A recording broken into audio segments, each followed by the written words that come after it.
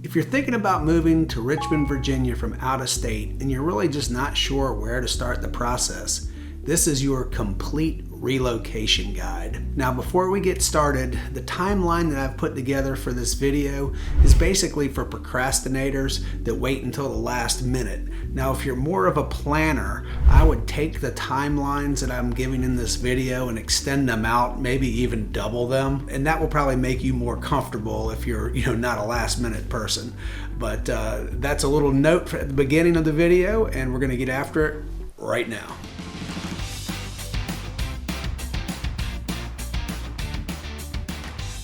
If this is your first time to the channel and you want to know everything there is about living in Richmond, Virginia and the surrounding counties of Hanover, Henrico, New Kent, Goochland, and Powhatan, then subscribe below and tap the notifications bell so you can be the first to learn about the market in Richmond, Virginia. My name is Scott Durnley with Joyner Fine Properties. My team and I get calls from folks like you every single day looking for help making the move to Richmond, Virginia, and we absolutely love it. So whether you're moving in 9 days, 90 days, even 9 months, doesn't matter. Give us a call, shoot us a text, send us an email. All that information is linked in the description below, and we'll help you make a smooth move to Richmond, Virginia. All right, so today's topic is a complete relocation guide if you're moving from out of state. Where do you even start? So let's hop right on it. All right, so we're gonna start about 8 weeks, which is roughly 2 months out from your move. Now again, this is for the procrastinator. If you're more organized, you're going to want to push that time frame out a little bit, perhaps even double it. So we're going to call this first phase at about 2 months out the research phase. Now during this phase, you're going to be doing a lot of exactly that, research. You're going to be making calls, collecting information. You're going to be calling a lot of companies about various things, and I would start getting on this as soon as possible because a lot of times when you make calls, sadly, to folks these days, they don't get back to you, or if you do get a hold of them and you're looking for an estimate on something like moving cost, it can take a while for them to actually get you that estimate. But during this research phase, there's also a lot of important questions you've got to ask during this time. The very first one would be, do you need to sell your current house before you buy in your destination location? So the easiest thing is if you can qualify for 2 homes at once, that will make your life a lot easier purchasing on at your destination location. Now this is something you really need to talk to a lender about, and we work with tons of absolutely fantastic lenders. And while we're on that subject, I do recommend working with a lender in your destination city versus one in the city you're coming from. It's just a lot easier having someone local, I think, when you're purchasing, somebody you can meet in person with. Internet lenders just scare me, I'll be honest with you. But like I said, I've been in this business for 20 something years and I have lots of great lender contacts. But now everybody is not going to be able to qualify for 2 houses at once. A lot of that depends on your debt to income ratio. Heck, you might be able to qualify for 2 at once, but you're just not willing to do that. Now in today's market, things are selling pretty darn fast, so there's not a ton of risk, that your house in your current location is not going to sell. But, some people just aren't all that risk adverse. So if you can't qualify or don't want to qualify for 2 homes at once, then you are going to need to get your house on, sell your current home before making your purchase, or at least have it under contract before you make your purchase. That's sort of a mid step. It's better to have it all the way sold, but if it's not, enclosed, and have the funds. But if not, at least having it under contract makes your shot in your destination location of getting a contract accepted, even better. So basically, you need to look at this, and this is something we can discuss with you, and we really need you to talk to a lender about that to get that squared away, and that's something I can help kick off with you with lots of the great local lenders that I work with. Now another thing you want to do is start thinking about the neighborhoods where you may want to live. Now the greater RVA area, what I consider RVA, most people don't live in the city of Richmond. The city of Richmond is surrounded by counties. Like in the intro, it's Hanover, Henrico, Chesterfield, New Kent, Goochland, Powhatan. So you may want to start narrowing down, if you're not going to live in the city, which again, a lot of people don't, and there's reasons for that you'll see in my other videos, but start looking at where you may want to live. Now again, this channel, if you're on it, you have probably seen I've got tons of neighborhood videos, map videos, pros and con videos that can help you start narrowing down where you might want to think about living, prior to, even getting to Richmond. So that's a great resource.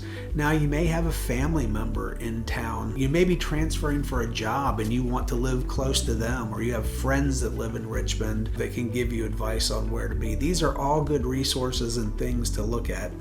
Now there's also a wonderful home search feature on my website. My website's pretty easy. It's www.scottdernley.com. There's a great search feature, so you can search, homes there on my website. Obviously Zillow, everybody knows about that. But also one of the best ideas is just give me a call. It's always great, to talk to a real estate professional. Tell me a little bit about your situation, where you're going to be working. Do you have family in town? What you're interested in? And if, I can help make suggestions on where, places we may want to narrow down the search to. So starting to think about neighborhoods, areas, counties, that's always a good thing to start doing in that planning phase. All right, so once we've had this conversation about neighborhoods, I can usually help folks narrow things down, and you do a little bit of that on your own through watching the videos. But narrowing things down really helps, some certain areas, really helps you not be overwhelmed when you get to Richmond to look at homes. We don't want to be trying to cover Richmond and all the surrounding counties. So that does help. Now, once you've narrowed things down a little bit, that's when you can kind of do a deeper dive into things like schools, things to do, shopping, dining, all the things that are important to your lifestyle. Now, usually amongst these, the number one most important things for folks are schools. You will find that Richmond and the surrounding, well, not really Richmond city itself, but the surrounding counties around Richmond generally have pretty darn good schools. And again, there's great rating websites. You can look at that, greatschools.org, niche.com, things like that. But I think in general, you will be happy with what you find in the surrounding counties on the school systems. And I can also give you advice there too. Now we're in the research phase. The third thing you want to do is assess your finances. So you're going to want to budget accordingly for this move. So you're going to need to reach out to moving companies and get quotes and get on their schedule.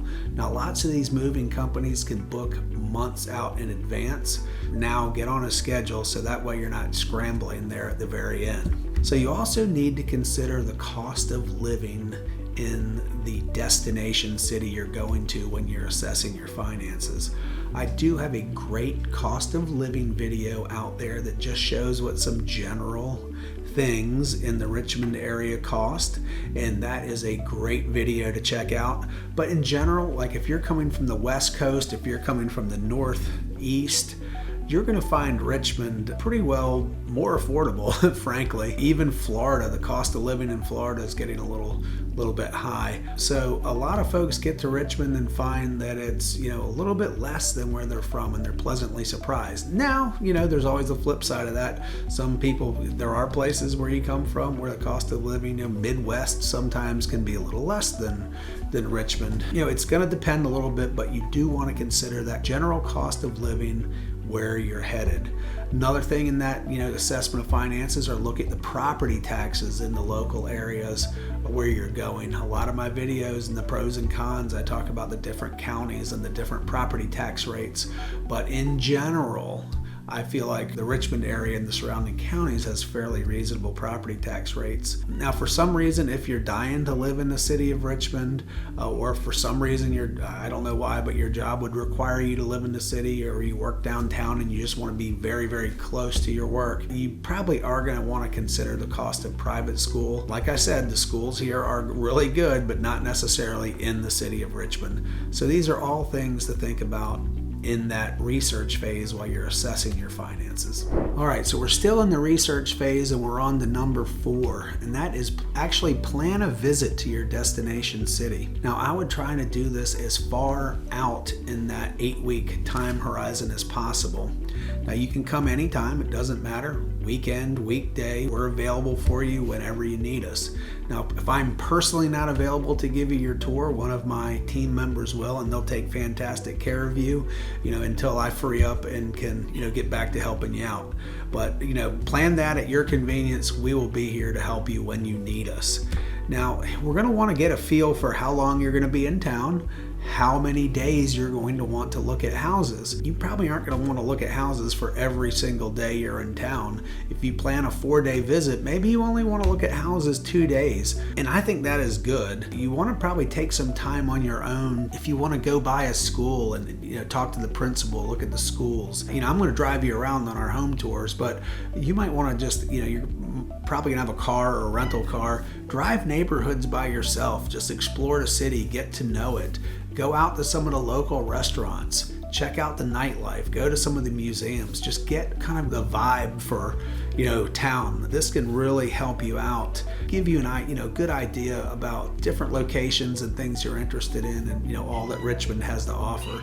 Now, it is the capital of Virginia. It's not all that big, but it's big enough that it has so much to offer, and it's good for you to take some time to explore that while you're here. Kind of make a mini vacation of it. Another thing you're going to want to think about doing is, if you are renting in your current location, it's probably time to start thinking about giving your landlord notice. Most leases have at least a 30-day notice on your lease. A lot of them have 60 days. And the sooner you can give your landlord that notice that you're going to be going, even if it's a 30-day notice, if you give them 60, that actually helps your landlord plan ahead and find, your replacement. So that's not a bad thing. But this is about the time in the research phase where if you are renting, you need to think about having a conversation with your landlord. Now, the last item to kind of think about in this research phase is, if there's going to be an overlap and you're going to be in temporary housing, which can happen, we're going to talk about in your destination location, you may want to think about going ahead and renting a storage unit, because your belongings are going to need to go somewhere when you get to your destination location, presumably Richmond. And it's easy to find a place to put you, but sometimes we got to have a place to put your stuff. And again, not unlike movers, storage units will start renting out months in advance, and they can be tough to get. So this is a good time, if you think you're going to have that overlap, to go ahead and get a storage unit in your destination location. All right, now we're moving on to phase 2, which is the planning phase.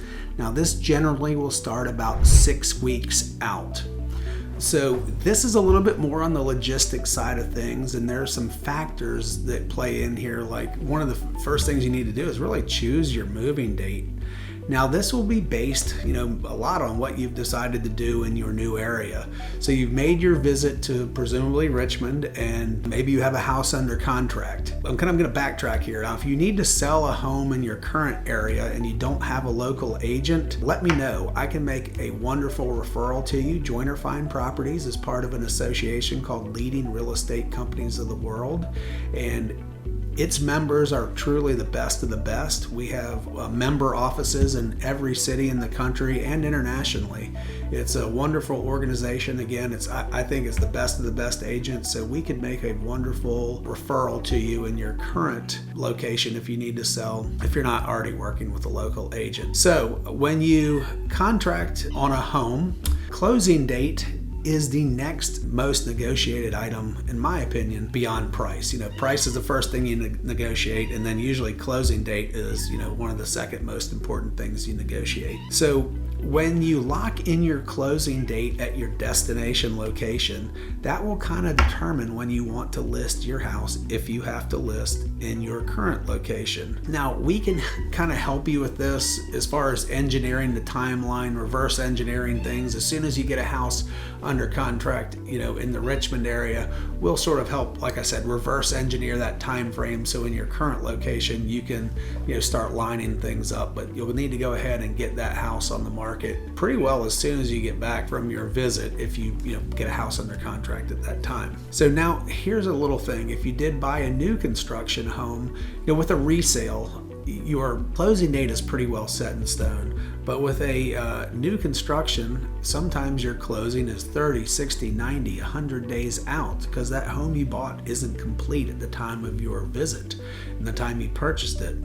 Now again, new construction is not necessarily that closing date set in stone. You have builder delays that can happen. If you've watched enough of these videos, you might know that I'm married to a custom home builder. My wife owns a company, a small custom home building outfit in Richmond called Youngblood Properties. And while we are pretty darn good at delivering homes on time, I would say, 1 in 10, there is a slight delay for whatever reason. So, just keep that in mind. If you buy new construction, there could be a wrench. Builder delays could throw a wrench into that situation, but if it does, don't worry, we have solutions, and we'll help you figure out what to do and how to solve that problem. So just a little caveat on new construction. Now that you're thinking about the actual move, you need to think about asking yourself, who's going to pack up all the stuff at my house?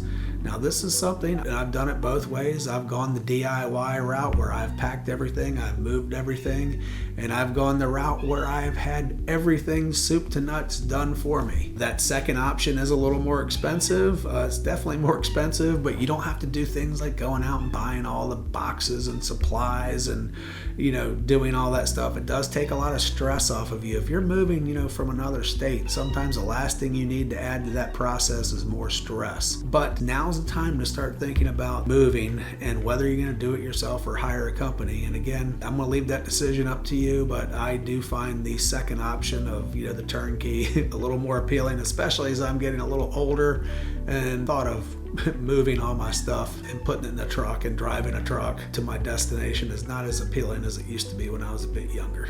All right, we're moving on to phase 3 of this operation that I'm calling the preparation phase. Now, this will happen about 4 weeks out from your move. So you have your house under contract in the new location.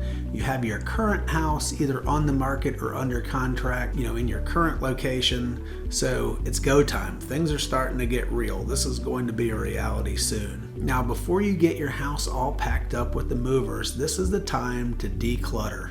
Get rid of those things you do not use very often, things you don't want to haul perhaps across the country to your destination location. It's time to donate. It's time to sell. You can put things on eBay, Facebook Marketplace. Do what you need to do, but this is really the time to thin things out. Hey, why take the stuff that you need to get rid of to your new location and have to deal with it there? This is just the time to bite the bullet and get it done. Now, one thing to consider is your furniture. If your furniture is old and it just needs a refresh, or you just know because you've already presumably bought in your desk that you have bought because you're getting ready to move, that furniture is not going to work at the new house where you're going, just go ahead and sell it, donate it, get rid of it now. Do not pay the movers to move it all the way across country if you have the means and the ability to buy new furniture. So that's just something to think about. Oftentimes you'll just know the stuff you have in the current house is not going to work where you're going. Again, my philosophy is if you're just going to buy new when you get there, don't drag the old stuff with you. So this is also about the good time in this phase to do things like update and cancel memberships. Like if you have a gym membership in your current location, it's probably time to give them notice. Say, hey, cancel me in 30 days. The last thing you want to do is get to your destination location and then realize 2 months later, oh gosh, I'm still paying for the gym where I used to be. Also, things like if you have something like a lawn service that's at your current location. I know the folks that buy your house will love it, but your lawn guy comes and mows their grass for the first few times. They're going to think that's wonderful. Aren't you a great seller? You're still mowing the lawn for them. But, why do that? Go ahead and, let folks like that, specific memberships that you have or contracts you have at your current location that aren't going to sort of be portable and go with you, start thinking about getting those canceled. So you can also get a head start on getting things packed up. If it's the summer and you're moving, you can go ahead and pack your winter clothes. If it's winter, you can go ahead and pack your summer clothes. This far out in this phase, you can start getting a little bit of head start on packing some of those items you just aren't going to need. So also, if there's going to be a gap in your destination location, if you just know that house that you bought is not going to be ready for you when you get to your destination location, it's time to start thinking about rental. Where are you going to go in the destination location? What is your temporary housing situation going to be? And again, that is something we can help find a solution for you, if that's something you need. And then this is also time in the process to start think about forwarding your mail. You do not have to do that on the last day right before you hit the road. You can forward your mail at a future date. So that is definitely something you want to think about this time in the process, in that preparation phase. All right, moving on, we are in number 4, which I'm going to call the administrative phase. This happens about 2 weeks out from your move. Things are really getting real right now. This is the time when you're going to want to think about things like changing the address on your credit cards to your new location. These are just little silly things that can slip your mind. Now, if you sold your furniture during the last phase, you may want to consider purchasing some new furniture. Everything can be done online these days, and having that delivered to your destination location to coincide with your move-in date. You're also going to want to think about setting up utilities at your destination location. Things like water, power, internet, cable if you're still one that does cable TV. Seems like streaming's a big thing right now, but those are things to start thinking about right now to get set up at that destination location to coincide with your move. If you're going to have folks come in and say hang your TVs on the walls, set up your AV equipment, I've got folks that can help with that. I know when I moved last time, I did not want to deal with hanging my TVs, and it seems like you need to be an electrical engineer to set up these AV systems these days. So I paid for that, which I did kind of begrudgingly, but it was one of the best. In retrospect, it took them about a whole day to do my house, and if it took them that long, I was thinking I probably saved myself 4 days because I just wouldn't be as efficient at doing it. But those are things to start thinking about at this 2-week out period. Now, if you bought a new home in the Richmond market, new homes typically do not come with refrigerators, washers, and dryers.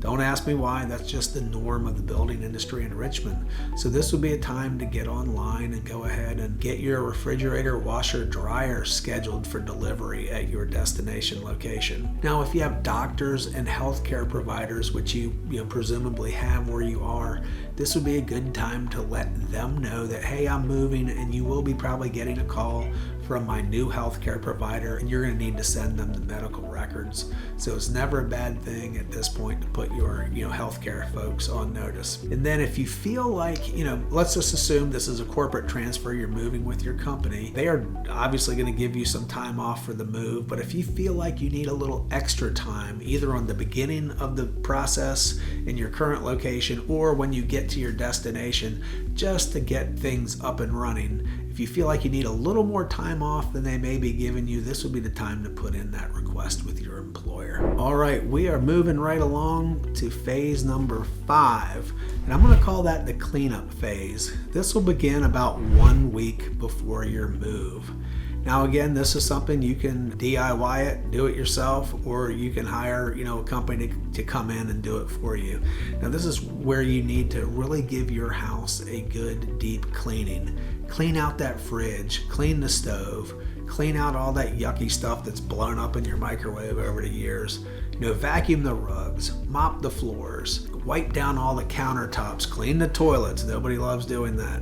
But again, what you want to do is leave your home in the same condition that you would want to find your home on your destination end. It's your basic do unto others, philosophy of life. Now again, you can do all this yourself. It's not all that hard, or if you just don't want to deal with it, hire a company, have that house deep cleaned. Now phase number 6, this really is going to happen the day before you move. It is basically go time. You're hopping in the car and you're leaving tomorrow. This is what I'm going to call the final sweep. You're going to want to go through your house, open every drawer, open every cabinet to see if there's anything left. Check every nook and cranny. Check the attic. Check if you have a shed. Check that shed. Check the garage. Just make sure you're not leaving anything behind. Now this is also when you want to gather up all your spare keys, your garage door openers, and leave them out for the new owners. I usually consider somewhere on the kitchen countertop, or if you have an island out there on the countertop's a good place to leave this kind of stuff. And it's also nice, like if you have any instruction manuals for your appliances, if you have an irrigation system, things like that, leave those out for the homeowner, along with the keys and the garage door openers. Now, I've also seen some clients leave kind of an instructional manual for the house. If there's things that are specific, like let's say you're leaving your TVs and remotes, sometimes there's specific instructions on how those work, but not something you need to do, but it is a nice touch if there are things that are specific to your house. If you have the time and inclination to do it, just leave like a little, instructional hints for how your house operates for the new homeowner. I've always thought when my clients move in and that's waiting for them, if a homeowner's done it, it's just a very nice touch, very thoughtful. Again, not required, but something to think about. Now, when you get to your new home, we're kind of fast forwarding to your new home, one piece of advice I give folks is you may want to consider changing the locks. Or if you have one of these new high-fangled locks that has the keypad, 100% change that code that's already in there. You do not know who the person you bought the home, how many neighbors have a key, does the cleaning lady have a key, does the handyman have a key, do these people have the code numbers? So again, not necessary, but it's just sort of good practice at your destination location to, think about changing keys, resetting codes. Now, another thing at your destination location, one of the first things you want to do is get down the DMV, get your new driver's license. But sometimes you can't do this right away. I take it back. You might have to wait 30 to 60 days. Sometimes the DMV will require at least one utility bill from you to prove your address at that new location. But that is something to put on your radar at your new location. Go ahead and plan on, once you get that first round of utility bills, going down the DMV and getting that squared away in your new location. All right, well, that is it for my tips and timeline for relocating to the Richmond, Virginia area, or really any area. I hope you enjoyed it. I hope you find this information useful. Again, my name is Scott Durnley with Joiner Fine Properties, and in my 20 plus years of real estate, I've helped countless folks move to the Richmond area, and I'd love to help you out as well. Now, in addition to the information I've given you today, I've also got a downloadable relocation guide. It really looks at things from a slightly different angle. It gives a little more Richmond information, but that is downloadable. You can get to that below. It's a must download, and I think that will be a great resource for you as well in addition to this video. So remember, if you're moving in 9 days, 90 days, even 9 months, give us a call, shoot us a text, send us an email. All that information is linked in the description below. And until next time, I hope to show you around town. Take care.